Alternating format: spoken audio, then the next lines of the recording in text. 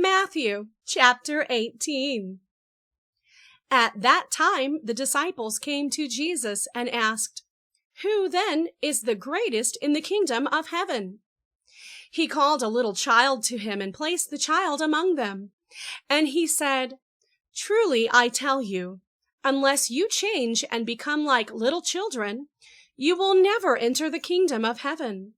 Therefore, whoever takes the lowly position of this child is the greatest in the kingdom of heaven. And whoever welcomes one such child in my name welcomes me. If anyone causes one of these little ones, those who believe in me, to stumble, it would be better for them to have a large millstone hung around their neck and to be drowned in the depths of the sea. Woe to the world because of the things that cause people to stumble.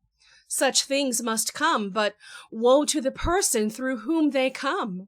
If your hand or your foot causes you to stumble, cut it off and throw it away. It is better for you to enter life maimed or crippled than to have 2 hands or 2 feet and be thrown into eternal fire. And if your eye causes you to stumble, gouge it out and throw it away. It is better for you to enter life with 1 eye than to have 2 eyes and be thrown into the fire of hell. See that you do not despise one of these little ones, for I tell you that their angels in heaven always see the face of my Father in heaven. What do you think? If a man owns 100 sheep and one of them wanders away, will he not leave the 99 on the hills and go to look for the one that wandered off? And if he finds it, truly I tell you, he is happier about that 1 sheep than about the 99 that did not wander off.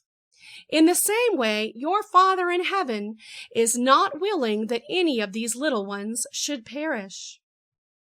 If your brother or sister sins, go and point out their fault just between the 2 of you.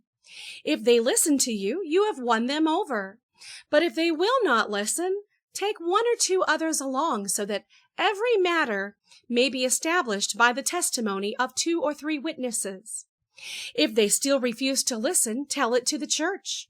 And if they refuse to listen even to the church, treat them as you would a pagan or a tax collector. Truly I tell you, whatever you bind on earth will be bound in heaven, and whatever you loose on earth will be loosed in heaven. Again, truly I tell you that if 2 of you on earth agree about anything they ask for, it will be done for them by my Father in heaven.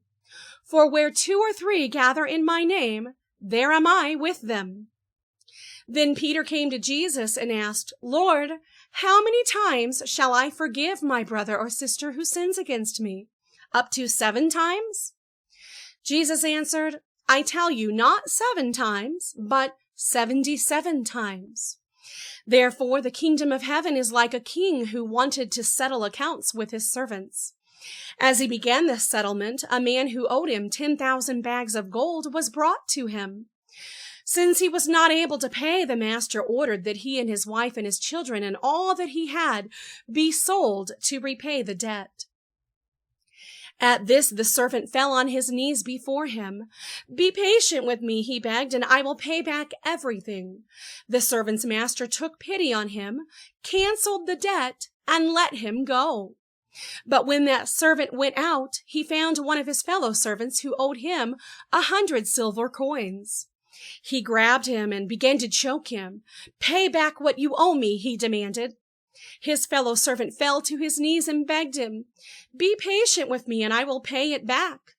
But he refused. Instead, he went off and had the man thrown into prison until he could pay the debt. When the other servants saw what had happened, they were outraged and went and told their master everything that had happened. Then the master called the servant in. "You wicked servant," he said, "I canceled all that debt of yours because you begged me to. Shouldn't you have had mercy on your fellow servant just as I had on you?" In his anger, his master handed him over to the jailers to be tortured until he should pay back all he owed. This is how my heavenly Father will treat each of you unless you forgive your brother or sister from your heart.